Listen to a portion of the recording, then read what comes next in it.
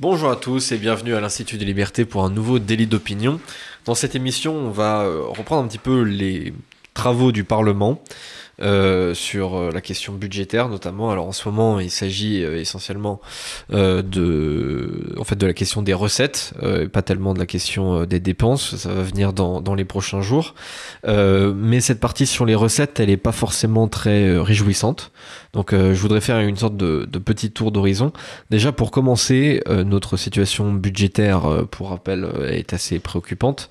Le déficit public de 2025 atteint désormais un niveau préoccupant de 5,4% du PIB. Alors il devait à l'origine théoriquement être ramené à 4,7% du PIB en 2026. Mais du coup, après quelques ajustements comptables, il se maintiendra plus vraisemblablement autour des 5%. La dette publique, elle est de 3400, même presque 3500 milliards, avec une charge d'intérêt. C'est un peu la priorité que donnait François Bayrou. À partir du moment où il avait compris qu'il n'allait plus être Premier ministre, il nous a dit toute la vérité. Il s'est mis à avoir du courage. Voilà. Donc cette charge d'intérêt de la dette, elle passe de 58 milliards d'euros en 2024 à 67 milliards en 2025. Et on estime que ce sera près de 100 milliards attendus à la fin de la décennie, selon la Banque de France. Donc voilà, on a normalement cette exigence d'essayer de passer un budget avec un déficit largement réduit. Et pour ça, en fait, on a... Oui, en principe. Non, il n'est pas réduit parce qu'on reste à 5,2, 5,2, 5,3. Oui. Il n'est pas réduit. Il n'est pas tellement réduit, non. Non, mais je vois ce que je veux dire. C'est, 5%, 6%, ça fait 12. 5%, ça veut dire que, grosso modo, la dette, si elle continue à croître de 5%, ça veut dire qu'elle double en 14 ans à peu près. Hein. Le PIB qui croît, si tout va bien, de 2% par an en nominal. Oui, si tout va bien, parce que là, on est plutôt autour de 1%, si tout va bien. Donc, mettons 2% pour être, c'est 36 ans. Donc, notre dette va doubler en 14 ans et notre PIB va doubler en 36 ans. Ça veut dire que d'ici 14 ans, la dette sera facilement 2 fois le PIB. Et que le service de la dette sera probablement... aujourd'hui, on est à peu près à 2,5, on sans doute à 5 ou 6% de service de la dette, dont la moitié payée par l'étranger, c'est-à-dire 5%, allez, de perdre le 2,5 à l'étranger, comme d'une croissance sera de 2%, dans l'hypothèse ainsi faite. Ça veut dire que le revenu disponible des Français baissera de 0,5% par an. Oui. Et c'est sûr. Effectivement, et en fait, les députés ne semblent réfléchir que selon, et en plus de ça, avec beaucoup de mal, mais que selon le calcul recettes moins dépenses. Et le truc, c'est qu'ils ne pensent pas d'abord à réduire les dépenses, ils pensent d'abord à essayer d'augmenter les recettes. Le problème, c'est que c'est pas juste une question, parce que je vois à chaque fois dans les exposés des différents amendements, je regarde un petit peu le travail de l'Assemblée nationale là-dessus. Ce qui revient très souvent comme justification, c'est ça va rapporter tant. Ah, c'est génial, ça va rapporter tant. D'une part, ce n'est pas sûr. Premièrement, quand même, c'est un assez gros morceau. Une taxe comme ils veulent le faire sur les transactions boursières ou je sais pas quoi, ou trop rapide, elle va avoir la taxe va rien rapporter du tout parce que les transactions iront se faire à Londres, quoi. Ouais. Donc, si vous voulez, ils m'annoncent une économie, une recette de 3 milliards ou je sais pas quoi, pas là-dessus. Puis il y aura zéro. C'est un peu ça, souvent, c'est comme... alors après, il y a des taxes qui sont plus facilement évitables que d'autres. Typiquement, les taxes, c'est un peu ce qu'on disait l'autre jour, c'est que les taxes en général les plus efficaces, c'est la TVA et la taxe foncière, parce que c'est très difficile d'y échapper. Donc les gens, ça leur fait mal, mais ils payent. Et par exemple, il y a quelques années, il y a eu une taxe sur les yachts qui a été mise en place. Pour le coup, les yachts, c'est facile de les déplacer et de les immatriculer ailleurs. Du coup, cette taxe ne rapporte quasiment rien aujourd'hui. Donc il y a taxe et taxe. Les ports qui abritaient ces yachts en France, maintenant ils sont tous à Marbella ou en Tunisie, quoi. C'est ça. C'est intelligent. Oui, c'est très intelligent. Et du coup, le projet de loi de finances prévoit une hausse de 36 milliards d'euros de la dépense totale en 2026, dont 29 milliards pour la dépense primaire, c'est-à-dire hors charge de la dette. Donc là, on n'est pas du tout dans une logique de baisse de dépenses, au contraire. Et le problème, c'est que réfléchir uniquement en termes de hausse des recettes, ça peut marcher lorsque vous avez un taux d'imposition autour de 30-35% au global. Quand vous êtes comme ce qu'il est en France, le problème, c'est que ça va derrière... tout le monde va se serrer la ceinture et donc ça va limiter largement la croissance économique. Ce qui est quand même un moteur extrêmement puissant pour se sortir de l'endettement. En principe, si vous voulez, encore une fois, je le répète, je l'ai déjà dit, mais je ne connais pas un seul exemple, sauf un exemple un peu curieux avec Clinton, qui a bénéficié d'un boom Internet au moment où il a augmenté les impôts, mais qui avait rien, c'était tout à fait... je ne connais pas un seul cas d'une réduction du déficit budgétaire qui ait été atteinte par une augmentation des impôts. Oui, c'est ce qu'on avait vu c'était il y a 2 semaines ou 3 semaines, quelque chose comme ça. On avait tenté de regarder dans l'histoire... Alors vous avez des réductions des dépenses et des baisses des impôts en même temps, ça marche.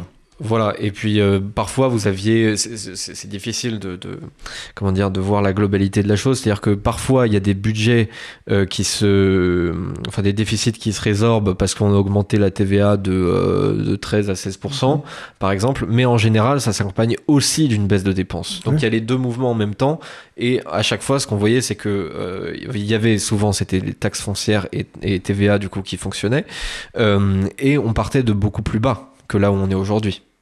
Donc aussi, c'est pas pareil d'augmenter la TVA de 15 à 20% que de l'augmenter de 25 à 30 par exemple. C'est la réduction ad absurdum, si vous voulez. C'est ce que j'utilise souvent quand j'essaie de discuter avec des gens qui sont pas très malins. Vous leur dites, si réduire le temps de travail, par exemple, réduire le temps de travail réduit le chômage, à ce moment-là, si plus personne ne travaille, il n'y aura plus aucun chômage, quoi. Oui. C'est la réduction ad absurdum. Et en plus de ça, c'est pas vrai, puisqu'on a quand même un taux de chômage supérieur. Non, mais si plus personne ne travaille, il y aura plus rien à bouffer non plus. Oui.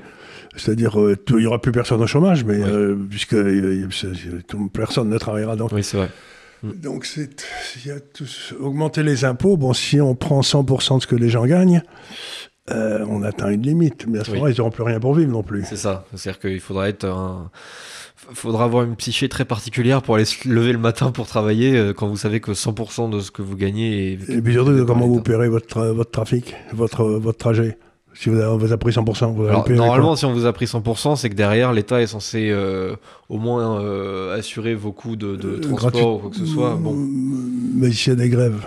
S'il y a des grèves, là, vous parce qu'on leur prend 100%. Oui, bien sûr. Là, c'est le principe. C'est que l'État peut décider de faire quelque chose, mais c'est pas parce qu'il décide de faire quelque chose qu'il le fait bien. Ou qu'il arrive le résultat qu'il espère. Qu'il arrive au résultat. Moi, j'aurais aimé être un meilleur joueur de tennis que je ne l'ai été, mais c'est pas parce que je décidais que je voulais être un meilleur joueur de tennis que si je m'entraînais pas 5 heures de plus par jour, j'y arriverais pas, quoi. Oui. Il y a quand même un certain rapport entre les efforts et le résultat. Je sais bien que c'est pas convenable de dire ça, mais... C'est ça, mais en fait, j'ai un peu l'impression que c'est cet état d'esprit dans lequel nos parlementaires sont. Donc, c'est pas que le gouvernement, c'est l'ensemble aussi des parlementaires. Ils sont dans une logique de « j'invoque le résultat ». C'est-à-dire, je veux faire quelque chose, donc on va le faire, et puis tant pis si ça se passe mal, ou... Enfin, bref. Ça veut dire que derrière ces invocations, il n'y a aucune sanction. Ah non, non. C'est-à-dire, par exemple, je sais pas, mais... Le but dans la vie, c'est si vous prenez une décision et qu'elle est mauvaise, on ne vous maintient pas au même endroit où vous n'êtes pas promu. Vous allez, un peu vous reposer quelque part à la campagne. Tandis que là, c'est extraordinaire, tous ces gens qui nous disent « je vais faire une justice sociale » ou je ne sais pas quoi, mais ils n'arrivent à rien du tout, le pays se viande, et ils sont toujours là. Oui. C'est extraordinaire, tu vois... Et ils ont vraiment tenu à rester là, puisqu'ils ont tout fait pour éviter une dissolution. Et en même temps, j'ai vu que sur le PR, là, il y avait 22 ou 23 des députés PR qui avaient été élus avec les voix de LFI. Oui. Donc, forcément, eux, ils n'ont pas intérêt à avoir leur siège en jeu. Hein, c'est sûr. Non, et il y en a quelques-uns chez LR aussi qui sont passés à pas grand-chose contre le RN. Et donc on sait que eux sont passés aussi grâce aux voix de la gauche et de l'extrême gauche. Donc vous vous retrouvez dans un monde où il y a une différence d'intérêt entre la classe politique et le reste du pays, quoi. Ouais, tout à fait. Donc on a un vrai problème de... Oui. Le pays, dans le fond, est mis à feu et à sang par une classe politique qui continue ces politiques dont on sait dont tout le monde sait qu'elles sont imbéciles, parce que leur survie à eux en dépend, quoi. Oui, tout à fait. Et d'ailleurs, pendant qu'ils font ça, ils font que creuser davantage leur tombe pour la prochaine échéance. Parce que là, j'ai vu, sans rien faire, littéralement sans rien faire, dans tous les sondages d'opinion, la popularité de Bardella apparemment ne fait qu'augmenter. Il était testé pour l'hypothèse présidentielle avant, en septembre, là, avant l'histoire de la censure et de la dissolution, etc. Il était testé à peu près à 33%. Et là, en ce moment, il est testé autour de 37%. C'est-à-dire que ça nous ramène à des scores mitterrandiens dans les années 70, quoi. Espérons qu'il sera moins désastreux. Ouais, espérons. S'il est élu, effectivement. Donc, premier texte que je voudrais évoquer, c'est un des pires, je crois. On va en discuter, c'est l'impôt sur la fortune improductive. Alors déjà, la première chose, je vais décrire parce que il s'agit quand même d'expliquer aux gens de quoi il s'agit. Donc c'est un dispositif qui remplace un petit peu l'impôt sur la fortune à l'ancienne, en sortant de son assiette, je cite, les actifs immobiliers improductifs, étant considérés comme tels les biens loués à plus d'1 an répondant à des critères notamment environnementaux, tout en y intégrant ou y conservant ou intégrant les actifs improductifs, c'est-à-dire les biens immobiliers non productifs, biens meubles corporels, donc objets précieux, voitures, yachts, avions, meubles meublants, actifs numériques, assurance vie aussi pour les fonds non alloués à l'investissement productif, c'est-à-dire en gros aux actions. Alors déjà, est-ce qu'il existe réellement, est-ce que c'est aussi facile que ça de définir ce qui est productif et ce qui n'est pas productif dans l'investissement ? Pas du tout. Il n'y a aucun moyen de le savoir. C'est si vous voulez, encore une fois, la valeur, puisque ce qu'ils ont l'air de dire, c'est qu'il y a des biens dont l'usage ne crée pas de valeur. La valeur, c'est déterminé dans l'œil de l'autre. C'est pas l'État qui détermine ce qui a de la valeur en fonction du nombre d'heures travaillées, sauf dans la sécurité sociale, des trucs comme ça où on a la valeur travail qui est l'idée marxiste. On sait tous qu'elle est fausse depuis à peu près 120 ans, quoi. C'est depuis qu'il y a eu les Autrichiens, les économistes autrichiens, on sait que la valeur travail, c'est une connerie. Mais ça fait rien, toute la gauche française continue à parler selon le principe de la valeur travail. C'est-à-dire qu'on est dans une pensée magique, où les gens, si vous voulez, décrètent que, je sais pas, avoir une résidence secondaire dans laquelle vous vivez agréablement alors que vous travaillez comme un fou quand vous êtes à Paris, c'est improductif. Mais qu'est-ce que vous en savez ? Peut-être c'est là que le type a ses idées, j'en sais rien. Si c'est un musicien ou si c'est un artiste, il peint peut-être là-bas ou il fait de la musique ou j'en sais rien. Donc si vous voulez, ce qu'il y a d'extraordinaire, c'est cette façon de faire passer la morale. Alors cette création de valeur est convenable et celle-là ne l'est pas. Ouais. Et donc on va taxer celle qui n'est pas. Mais qui décide de ce qui est convenable ou pas, quoi. C'est un petit peu gênant. Ouais. Et puis c'est quand même, alors c'est quand même, ça ressemble beaucoup en fait à la taxe Zuckman, puisque alors c'est pas sur 2%, mais c'est sur 1%. Cependant, la taxe Zuckman, ça a compté s'appliquer à tous les patrimoines au-dessus de 100 millions d'euros. Là, c'est à partir de 1 300 000 euros. À la base, celui qui avait déposé l'amendement, Jean-Paul Mattei, qui est un centriste, hein, c'est même pas un PS ou LFI, c'est un centriste. Il voulait mettre le seuil d'entrée de l'impôt à partir de 2 millions d'euros. Donc tout ce qui est valorisé au-delà de 2 millions d'euros, c'est taxé à 1% par an. Et derrière, il y a eu un socialiste, Philippe Brun, qui a mis un amendement, un sous-amendement, pour en plus de ça rabaisser le seuil là où il est aujourd'hui, donc à 1 300 000 euros. Donc ça fait quand même beaucoup, 1% par an pour des gens qui n'ont pas forcément les liquidités. Encore une fois, c'est le même problème un peu que la taxe Zuckman, c'est des gens qui n'ont pas forcément les liquidités chaque année pour payer le truc, quoi. Ça fait 13 000 euros si vous avez un appartement à Paris, improductif. Hein. Vous l'avez vite atteint, les 13 000 euros par an d'impôt. Hein. Ah oui, bien sûr. Oui, c'est en plus de le reste, hein, en plus du reste. En plus du reste. Non, mais c'est quelque chose de gênant là-dedans qui me gêne énormément, c'est qu'est-ce qui est productif? Est-ce que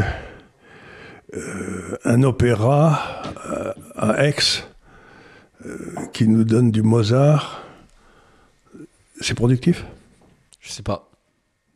Et est-ce que faire garder les poules de la personne qui est présidente de l'Assemblée nationale par les CRS, c'est productif? Je sais pas. Non, mais je dirais que plutôt que non, pas tellement.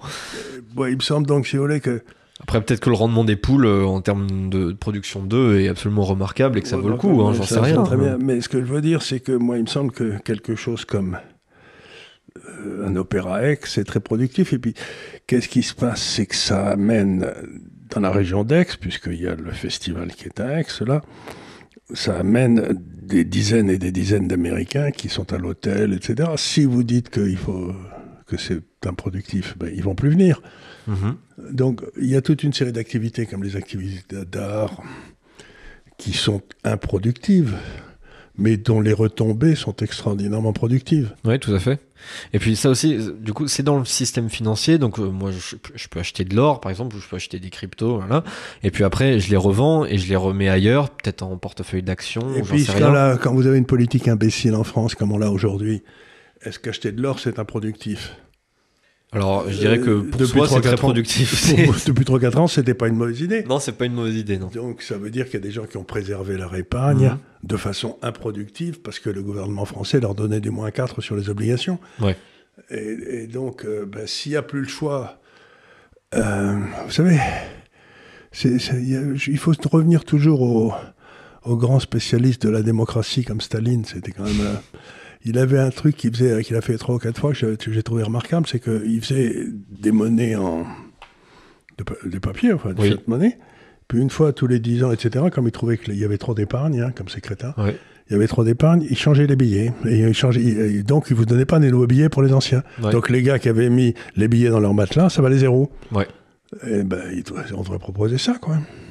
Ça me paraît une bonne idée. Les billets ça, c'est complètement productif, des billets. À quoi ça sert, des billets? D'ailleurs, ils essayent de le faire avec le truc électronique, là, les billets électroniques. Non, mais c'est-à-dire, ils introduisent la morale partout. La morale collective. Ce que je trouve en plus de ça assez ironique, c'est que cette taxe, elle va aussi concerner les OAT dans les assurances vie, puisque les fonds euros en sont principalement constitués. C'est improductif, les OAT? Oui, c'est dedans. C'est-à-dire que je rappelle quand même que les assurances vie françaises s'accumulent plus de 2000 milliards d'euros et elles sont constituées à 68% de fonds euros. C'est ce fonds qui rachète énormément de dettes françaises et qui permet ainsi un peu de l'absorber. Donc mettre un impôt de 1% là-dessus, sachant que les gains sont quand même largement limités. Là, écoutez, les taux, mettons, sont à 3 aujourd'hui, un peu plus de 3, ça veut dire que ça va faire tomber le rendement à 2,5. Ouais.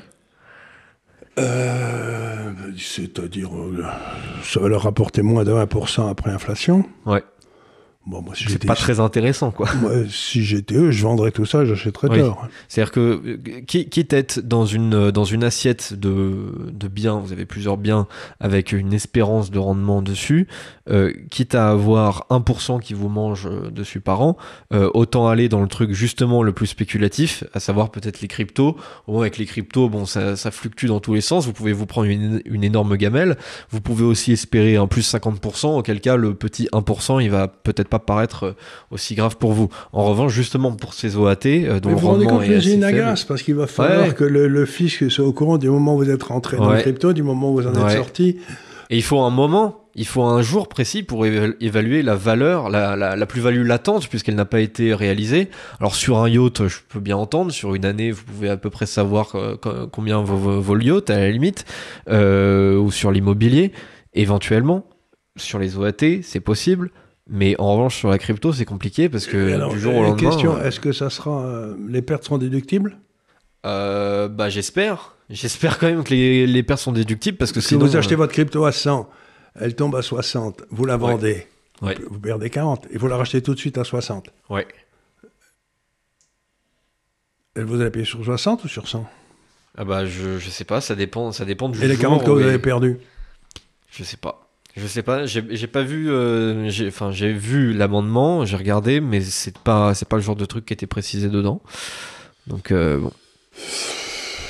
Moi, je trouve que il va falloir sortir les fourches. Oui, à un moment donné, va falloir sortir les fourches. Et en fait, je trouve ce truc limite Surréaliste. assez surréaliste et plus. C'est peut-être plus grave que l'attaque Zuckman, je sais pas. J'ai pas encore décidé, parce qu'ils mais vous c'est. disent que c'est 1%, mais c'est sur un capital plus petit, puis il y a des tas de trucs dans tous les sens. C'est aussi dramatique, et ça me rappelle, si vous voulez, quand les États-Unis, au début du XXe siècle, ont établi l'impôt sur le revenu, je crois, qui était mis à 4%. Et donc, les républicains ont accepté de voter cet impôt parce qu'il était qu'à 4%. Mais maintenant, sur Roosevelt, il est monté quasiment à 90%. Ouais. Donc, si vous voulez, quand vous commencez avec 1% sur 1,3 million, on l'a vu avec la CSG, là, qui avait commencé avec 9% et que je ne sais plus où elle est. Donc, vous savez que dès le moment où c'est comme être enceinte, quoi. À partir du moment où vous avez mis 1%, vous savez que ça passera à 2, que ça passera à 3, que ça passera à 4. C'est le pied dans la porte, quoi. C'est le pied dans la porte, vous savez que c'est foutu. Ouais. Vous savez que c'est... Ouais, effectivement. Ensuite, il y a... Mais puis surtout, personne ne pose la question, mais à quoi? C'est la question que je pose depuis des années, mais où va mon pognon? Parce que je veux bien qu'on me l'augmente, qu'on augmente mes impôts, mais qu'est-ce que vous faites du fric? Parce que tout l'appareil étatique... si j'ose dire, de gouvernement, la police, la justice, l'armée, tout ça, c'est à l'os. L'éducation, ça marche pas, les hôpitaux s'effondrent, donc la justice, ils n'ont pas un rond. Non, mais c'est que... Ce qu'il y a d'extraordinaire, c'est qu'il n'y a même pas on ne présente pas les comptes, quoi. C'est que des rustines. C'est que des rustines. On se dit, oh là là, ça fuit un peu de ce côté-là, je vais mettre du scotch. Ça fuit un peu de l'autre côté, on va essayer de Mais moi, mettre du quand scotch. je payais mes impôts à Hong Kong, dès que j'avais payé mes impôts, j'avais un très beau document qui arrivait en disant, bon, on va envoyer ça aux hôpitaux, ça. Oui, donc je savais exactement où allait mon pognon. Alors ça c'est intéressant. Il faudrait effectivement, quitte à envoyer du courrier ou j'en sais rien, au lieu d'envoyer les courriers de la mairie chaque mois où ils nous racontent tout ce qu'ils font. Il y a des mairies qui vous disent où passe le pognon. Oui, il y a des mairies qui vous disent où passe le pognon. Alors ils mettent pas que des trucs intéressants dedans, mais effectivement il faudrait que les Français reçoivent chaque année une lettre leur expliquant où est-ce que leur pognon va aller. Ouais, je suis assez d'accord. Et étalé dans les 12 derniers mois, parce que s'il y a... Je sais pas, j'ai vu que M. Macron, notre bien-aimé président, vient de donner 1,4 milliard d'euros, je sais pas quoi, en Afrique. Bon, je croyais que le vote du budget et des dépenses, c'était de la responsabilité de l'Assemblée. Oui. Donc, d'où tire-t-il ce fric? Je ne sais pas. Il se réveille. Alors ça c'est la maladie macronite. C'est une macronite aiguë. Il se réveille tous les 4 matins et il dit oh là là, mais il y a ce pays à l'autre bout du monde là, je sais pas.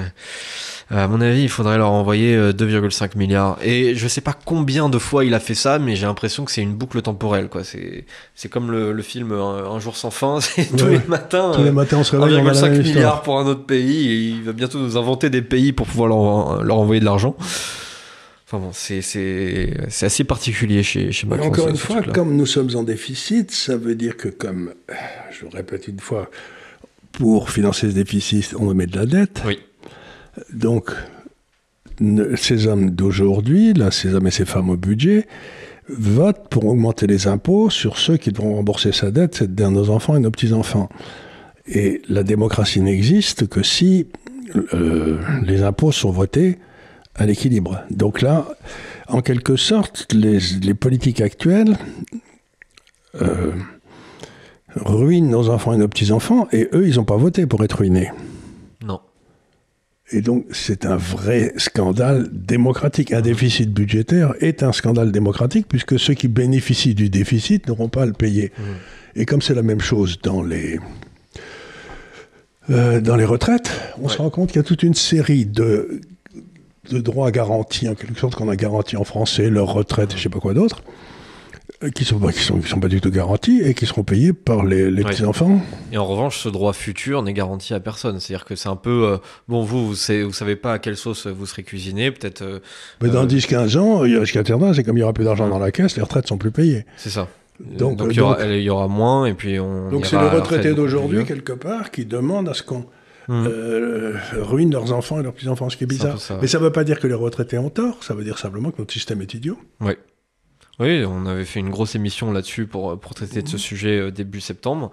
Et effectivement, j'ai l'impression que c'est un peu la source de dépenses qui a le plus augmenté ces dernières années. Donc c'est celle sur laquelle on devrait se pencher en priorité. Et j'ai l'impression que c'est la dernière sur laquelle on va se pencher. Je vous donne un exemple. C'est qu'aujourd'hui, on me dit que la France est le pays qui dépense le plus pour son éducation. C'est vrai. Mais une très très grosse partie des dépenses, c'est les retraites des professeurs qui ont enseigné il y a 20 ou il y a 30 ans. Quoi. Tout à fait. C'est-à-dire qu'effectivement, les fonctionnaires, et d'ailleurs c'est aussi valable, je crois, pour la Poste et pour la SNCF, les fonctionnaires enfin les employés de ces et là, les retraites ne sont pas provisionnées, c'est quand même étonnant. Quand même. C'est-à-dire que ces retraites-là ne sont pas dans le budget de la sécurité sociale. Alors je vous donne quelque chose qui m'agace, c'est bon... Les dépenses improductives. Oui. Bon, prenons l'exemple de M. Hollande. Il a 350 000 € par an pour vivre de toutes les retraites qu'il a touchées. C'est colossal ce qui coûte, ouais. 350 000 € par an. Je fais le calcul sur tous les trucs où il a été, où il a touché des retraites. D'abord, on pourrait penser qu'un homme qui a consacré sa vie à l'État ne bénéficie que d'une seule retraite. Absolument. Il a été président de la République, donc elle devrait être correcte. Il a aussi le droit, si jamais il veut arrondir ses fins de mois, il a aussi le droit de siéger au Conseil constitutionnel par son titre d'ancien président, auquel cas il serait payé quand même 17 000 € par mois. Ben moi, si j'ai été Sarkozy, je demanderais ça ferait rire d'abord. Oui, c'est vrai, c'est vrai ça. Je demanderais à être au Conseil constitutionnel et à sortir pour toutes les émissions, parce que c'est important de participer aux délibérations. C'est vrai. Ce serait tout à fait amusant, oui. Ben oui, je vois pas comment on peut l'empêcher. Oui.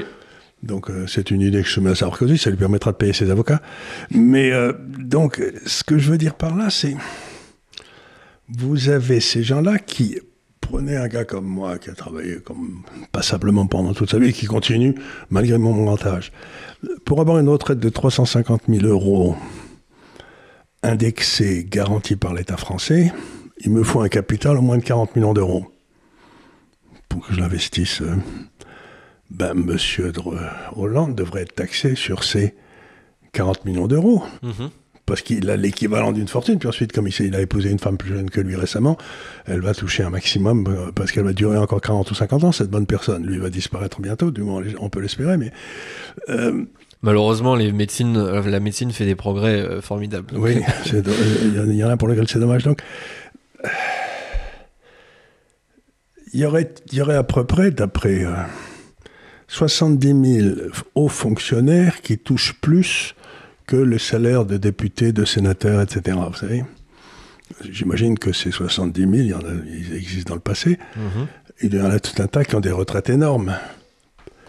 Comme ils n'ont pris aucun risque dans leur vie, moi ce que je dis toujours aux gens, c'est que si vous voulez faire une taxation qui soit juste, si un peu équilibrée, vous devez taxer en fonction du risque pris, je l'ai déjà dit souvent. Mais si vous êtes un petit entrepreneur, vous gagnez 200 000 € par an, c'est pas du tout la même chose que si vous êtes un cadre de L'Oréal et que vous gagnez 200 000 € par an, ou si vous êtes un fonctionnaire du ministère des Finances et vous gagnez 200 000 € par an. Oui. Le premier ne devrait pas être taxé du tout, le deuxième devrait être taxé à 30% et le troisième à 60%. Donc une mesure qu'on pourrait faire d'économie comme ça, c'est de prendre tous les gars qui ont plus d'une retraite et leur dire vous choisissez votre retraite, tout le reste est taxé à 100%. Oui, tout à fait. Ce serait pas. Après tout, De Gaulle était parti de l'Élysée avec sa retraite de colonel, puisqu'il était que colonel. Moi, pour qu'on fasse la même chose. Ouais. Quiconque a travaillé dans le secteur public ne peut avoir droit qu'à une retraite. Je sais que Juppé en a 7 ou 8. Oui. On se souvient, c'était Jean-Paul Delevoye aussi qui était le rapporteur de la question des retraites en 2019. Il en avait 13 dans ces années-là. Oui, il avait 13 retraites. 13 retraites différentes. Comment peut-on avoir 13 retraites du secteur public ? Et là aussi, il n'y a pas d'audit. Donc, je suis sûr que vous regarderiez dans le domaine des retraites, vous verriez que... Ouais. Et en plus de ça, il il ne s'agit pas seulement, parce que j'imagine qu'on nous opposera que oui, mais ça n'économiserait que pas grand-chose. Pas vrai du tout. D'abord, ça ferait du bien. Alors déjà, ça ferait du bien. Et puis, je trouve qu'il y a aussi un certain exemple à montrer, c'est-à-dire que quand on demande aux gens de serrer la ceinture pour la question budgétaire, la première chose à faire, c'est de serrer la ceinture soi-même, de montrer un petit peu l'exemple.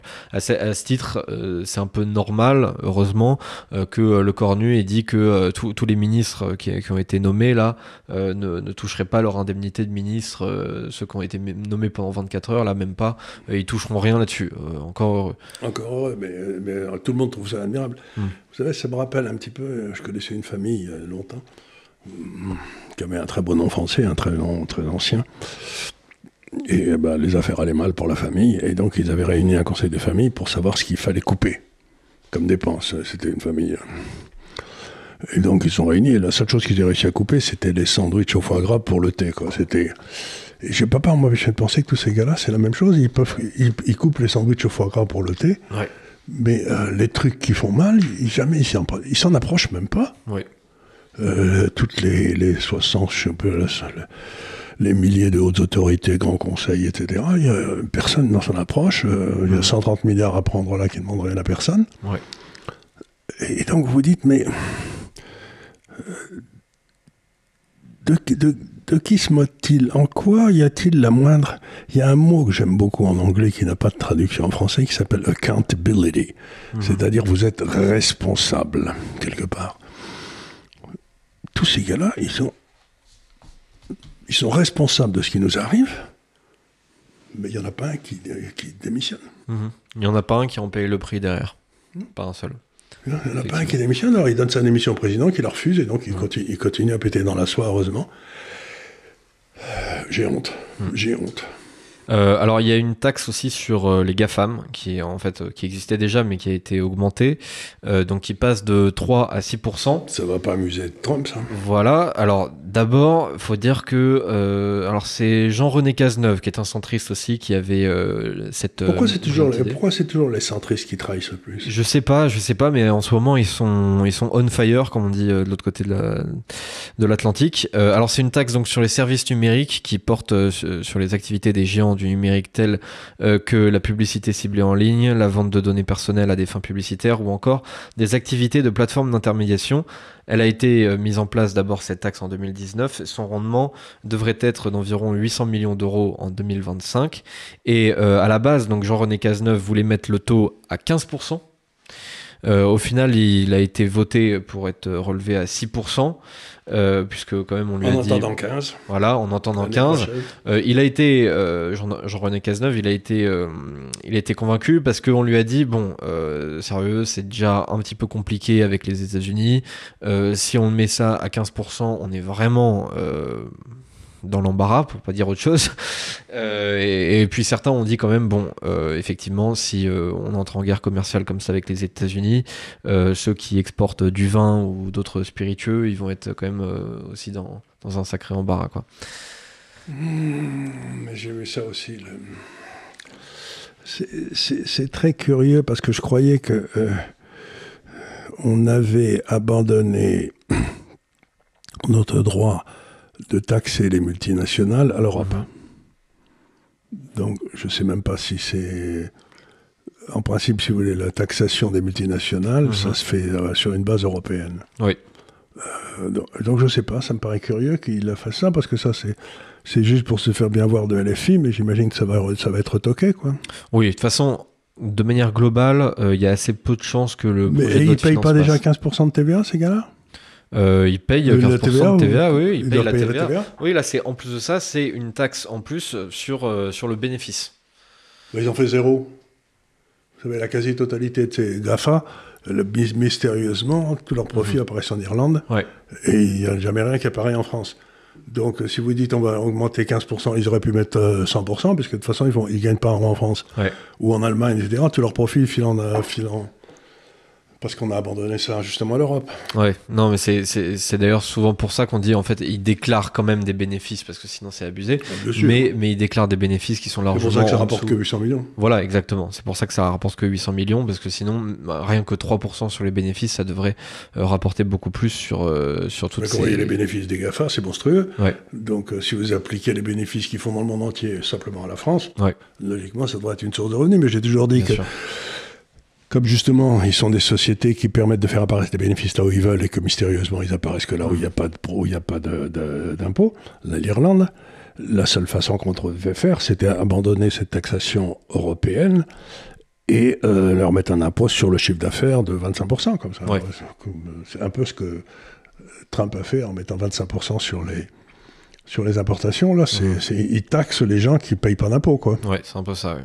C'est un peu ça. C'est Donc, moi, ça me gêne pas du tout, ça, mais ça prouve Moi, tout ce budget me fait l'impression de gens qui sont, vous savez, qui essayent de faire bonne figure devant l'opinion publique en disant, moi, j'ai proposé une taxe sur les GAFA, donc je suis un type convenable, courageux et tout. Mais non, t'es juste un gros crétin, quoi. Ouais. Alors il y a un truc qui a été rejeté, fort heureusement, c'est l'impôt. J'ai trouvé ça assez amusant d'ailleurs, l'intitulé, l'impôt universel ciblé. L'impôt universel ciblé, en fait. C'est-à-dire ciblé, encore une fois, ça veut dire le contraire. C'est-à-dire c'est un impôt universel, mais il y en a que certains qui le paieront. Voilà, c'est ça. C'est ça, donc c'est pas universel. Non, c'est pas Mais universel. c'est ciblé. Oui, c'est ciblé. Ah oui, sur moi. Mais c'est universellement ciblé, enfin de manière, bref.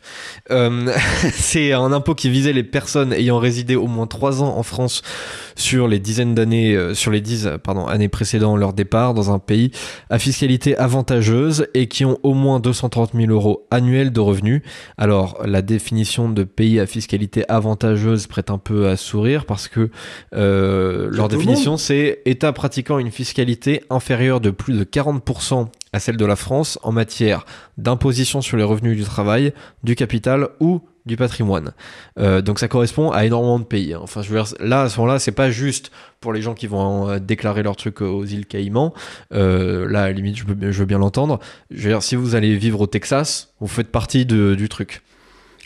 Ou à Hong Kong. Ou à Hong Kong, par exemple. À Hong Kong, où j'ai vécu 10 ans. À Singapour, ou à Dubaï. Enfin, dans bref. des pays qui sont bien gérés, quoi. Donc, c'est-à-dire qu'on met une taxe sur ceux qui ont pris la responsabilité d'aller dans les pays qui sont bien gérés. C'est un peu ça, ouais, tout à fait. Et ça a été rejeté à pas grand-chose, parce que ça a été rejeté à 131 voix contre 132. Ah ouais, bah évidemment, il y en a beaucoup qui avaient piscine ou je ne sais quoi. D'ailleurs, il y avait beaucoup d'absence du côté des socialistes, ce qui a été noté par Éric Coquerel, qui était pas content parce que lui, il voulait absolument que ça passe. Chez les socialistes, il y avait 45 absents sur 47. Donc ils sont pas mal, les mecs. Deux choses, c'est admirable qu'il y ait encore 47. Socialistes et...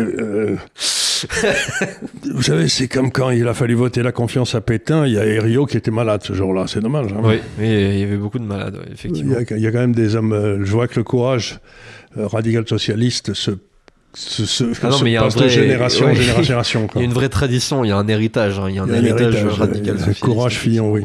Oui, effectivement. Alors, on a quand même voté pour une défiscalisation totale des heures supplémentaires. Ça, j'ai trouvé que c'était pas mal. C'était un peu un hommage de Laurent Wauquiez aux années Sarkozy.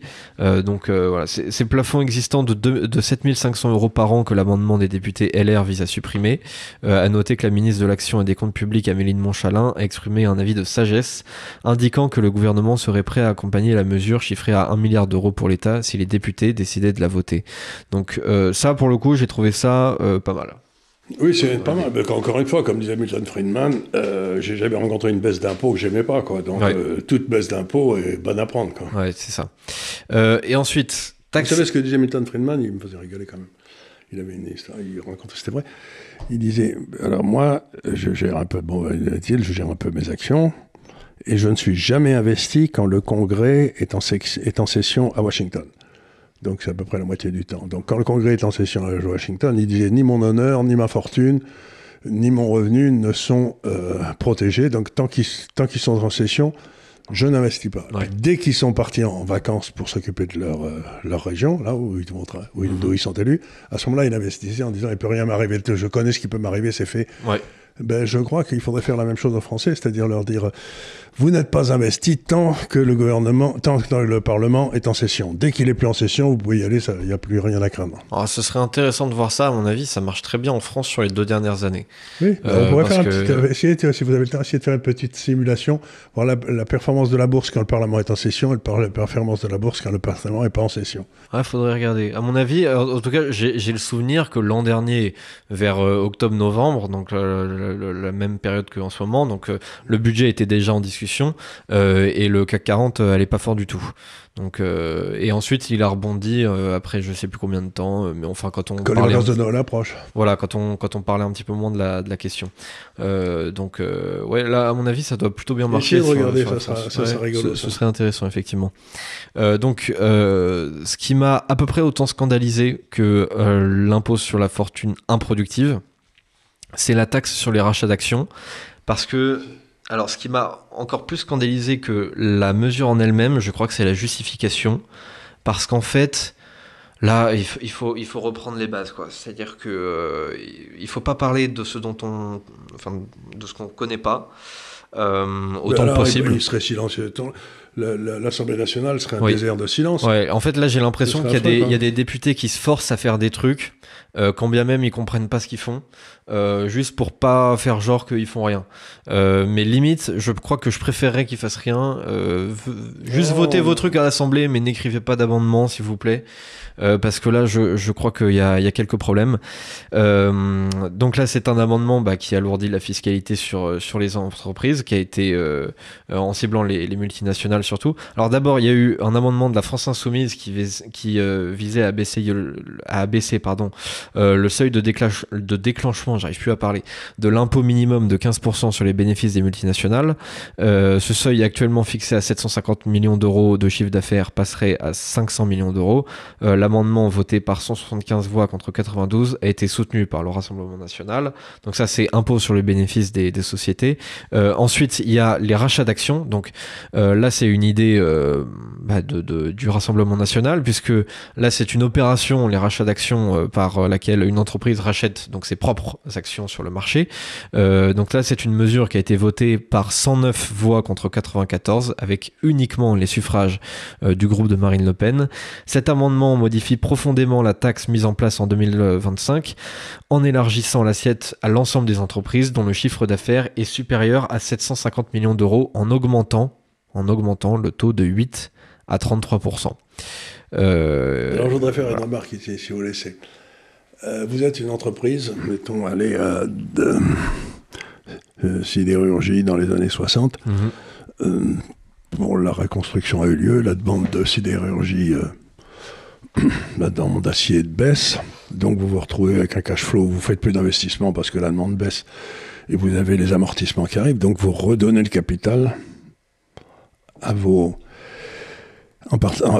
actionnaires en partant du principe que ça veut dire que la rentabilité dans la société est plus suffisante pour que vous fassiez des investissements, donc vous leur donnez le capital pour qu'ils aient la responsabilité de le réinvestir ailleurs où ça sera meilleur, quoi. Oui.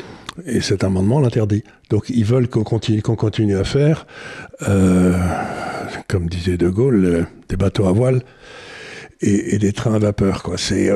Et donc c'est un amendement qui intellectuellement, économiquement, scientifiquement est complètement crétin. Ouais. Ça empêche la fluidité du capital. Le capital de circuler d'une société qui va pas bien à une société qui va mieux. Encore une fois, on a aussi la même appréciation de la chose, c'est-à-dire productif, improductif. C'est-à-dire, en gros, il décide que, en gros, racheter ses parts grâce à ses bénéfices, c'est improductif. En fait, il faudrait remettre ça dans l'économie réelle. En le rendant aux actionnaires, on le fait. Oui. Surtout je sais pas, si l'actionnaire c'est l'Agirc Arrco, elle saura quoi faire, elle paiera les retraites des gens qui ont payé l'Agirc Arrco. Donc l'argent est un bien fongible, c'est-à-dire qu'il passe de gauche à droite tout le temps. Et donc si vous empêchez ces mouvements, par définition, vous empêchez la croissance. Parce qu'il faut que l'argent passe de celui qui ne sait pas quoi en faire à celui qui a une bonne idée. En fait, là, il s'agit aussi d'obliger un mouvement plutôt qu'un autre. Donc, j'ai quand même regardé, parce que cet amendement, il a été déposé par un député, donc RN, Kevin Mauvieux.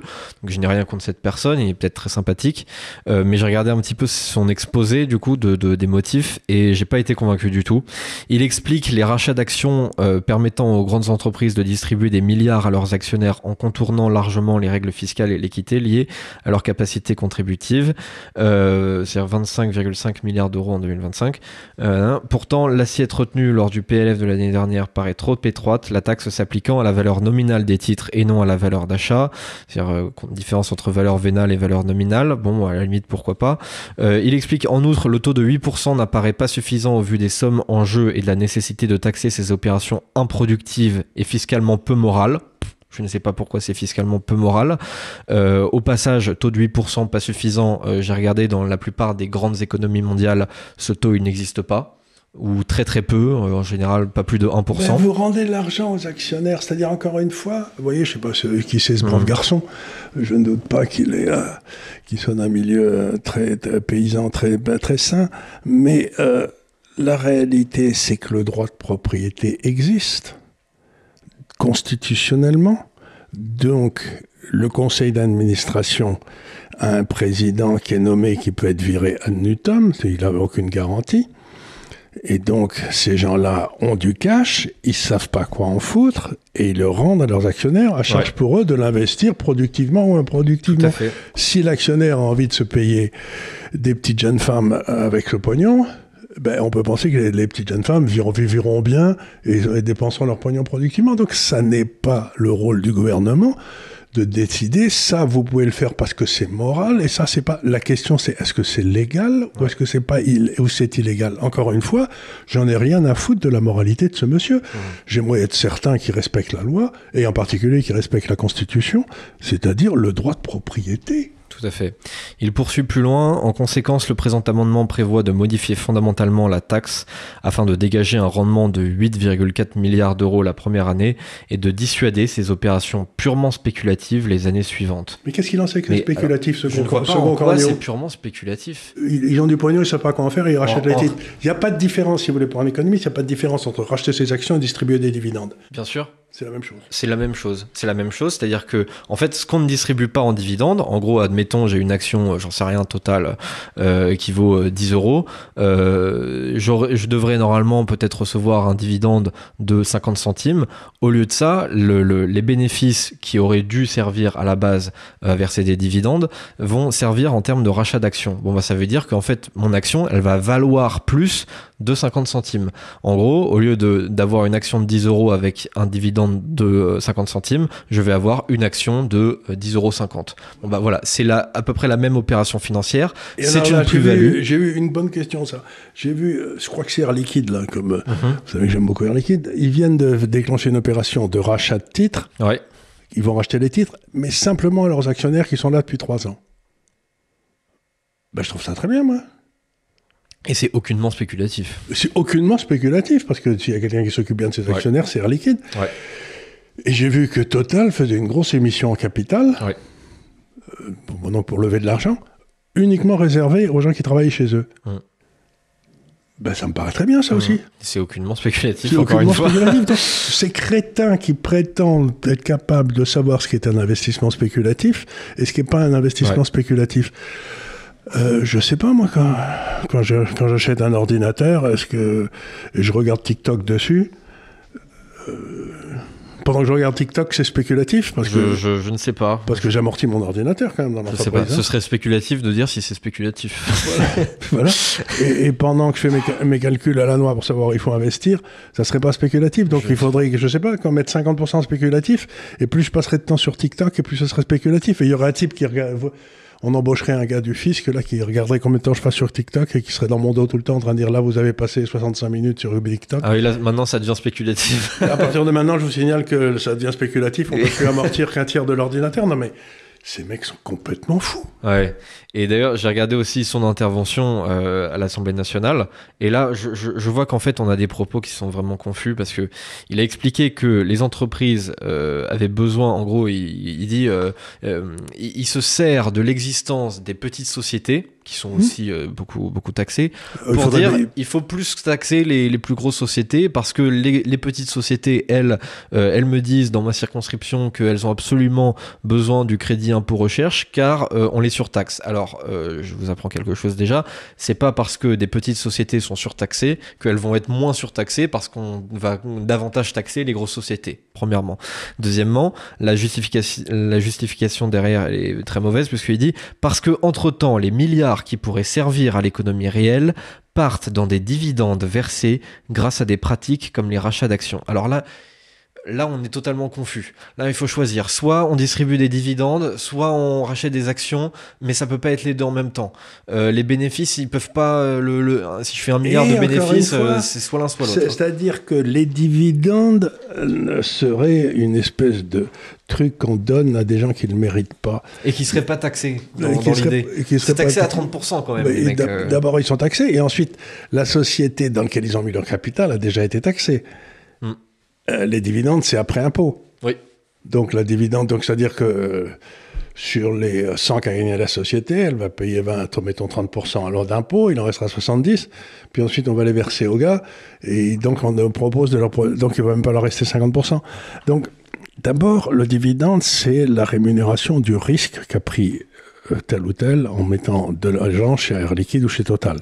Et c'est une politique comment dire, d'allocation de son bénéfice. C'est-à-dire qu'il y a des entreprises qui se disent, notamment des entreprises qui sont assez nouvelles et qui n'ont pas atteint une certaine maturité, typiquement dans l'intelligence artificielle ou je ne sais où, elles vont se dire « Oulala, faut absolument investir à droite, à gauche, j'ai plein d'idées de trucs qui peuvent être si on a une rentabilité marginale du capital investi très forte, elles vont pas distribuer de dividendes. Voilà, exactement. Et personne n'en demandera, d'ailleurs. Et personne n'en demandera, puisqu'en fait, on investit un peu sur le futur de la boîte elle-même pour faire grossir justement le chiffre d'affaires et les bénéfices. Donc là, à ce moment-là, tout cet argent, il va aller ailleurs.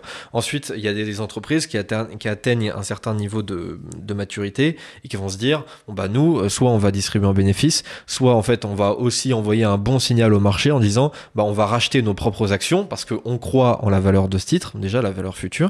Et on sait pas très bien quoi faire avec notre fric. On sait pas trop quoi faire avec notre fric. On n'a pas d'idée d'opération d'investissement qui va être rentable là à court ou moyen terme. Donc, on n'a pas vraiment grand-chose d'autre à faire avec notre fric. Donc, voilà, vous faites ce que vous voulez, j'ai envie de dire. Et en plus de ça, il y a aussi des entreprises qui font ça pour augmenter leur contrôle, tout simplement, le contrôle sur la direction. Il y a des entreprises, à un moment donné, elles sont en difficulté, elles sont un peu contraintes de vendre des titres pour essayer de joindre les deux bouts. Une augmentation de capital, et voilà, exactement. Elles peuvent et ensuite, les années passent, vous arrivez à faire du bénéfice, vous gérez hyper bien la boîte, et à ce moment-là, vous dites, bon, bah, tout ce qu'on a été obligé à contre-cœur de vendre il y a quelques années, bah, maintenant, on va le racheter et on va garder un bon contrôle sur la société. Enfin, voilà, je trouve que c'est une opération absolument pas spéculative, pas plus, ni plus, ni moins spéculative que de verser des dividendes, et qui ont servi d'ailleurs à énormément d'immenses multinationales, bah, de devenir justement des immenses multinationales telles qu'on les connaît aujourd'hui, quoi. Ben voilà, et encore une fois, ce qui me tue dans tout ça, c'est que ces gens qui sont au Parlement, pourquoi on les a amenés là? On les a amenés là pour qu'ils gèrent le budget de l'État, dans lequel on ne peut pas dire qu'ils aient fait ça à la satisfaction générale. Et donc, à la place de s'occuper de ce qui est leur travail, s'occuper du budget de l'État, ils vont emmerder les gens qui gèrent convenablement leur société en disant c'est spéculatif. Mais d'abord, ce qui est complètement spéculatif, c'est d'avoir le budget en déficit. Et ça fait 50 ans que ça dure en France facilement. Ouais. Donc, qui s'occupent d'abord de leurs affaires, et ensuite, quand ils auront géré à la satisfaction générale le budget de l'État, ils viendront peut-être nous expliquer comment je dois gérer ma boîte. Mais je ne vois pas ce qui leur donne la crédibilité, la légitimité, pour aller dire au patron d'Air Liquide, voilà ce que vous devez faire. D'ailleurs, quand j'ai vu passer le patron de Total, il y en avait un autre qui était passé aussi à l'Assemblée, c'était le patron de Dassault, qui leur a dit, mais foutez-nous bien la paix. Ouais, Ça fait, déjà, on a assez de mal à se démerder tout seul, on n'a pas besoin de vous sur le dos en plus, vous êtes des gros nuls, quoi. C'est clair, ouais, c'est clair. Et je crois qu'en fait, un des trucs qui m'alarme le plus, c'est un peu comme, j'ai pris malheureusement cet exemple de Kevin Mauvieux, encore une fois, je le connais pas, j'ai rien contre lui, mais là, je vois mais bien s'il faut avoir contre lui, il comprend rien, s'il comprend rien, là, il devrait pas être député. Je vois bien qu'il y a quelqu'un qui propose un amendement sur une taxe, je comprends même pas son propos, lui-même n'a pas l'air de comprendre son propre propos, il confond dividende, rachat d'actions, il dit que c'est une opération spéculative. En fait, j'ai l'impression que dès qu'on parle de grosses sommes d'argent, par essence, c'est spéculatif. Mais à ce moment-là, tout ce qu'il dit sur le budget de l'État, ça fait quoi? Ça doit être la première fois qu'il est député, ce brave garçon. Mais en fait, ça fait 50 ans qu'il y a des députés. Il n'y avait pas des députés du Front National. Mais le RPR, le Parti Socialiste, ils sont là-dedans jusqu'au bout. Donc, qu'est-ce qui leur donne la légitimité? C'est comme si vous étiez là, et en 1944, oui, vous donnez le commandement du débarquement de Normandie à Gamelin, qui était le type qui nous avait fait prendre la branlée en 40. Donc, quand vous vous êtes planté, surtout pendant 50 ans, vous restez modeste. Ouais.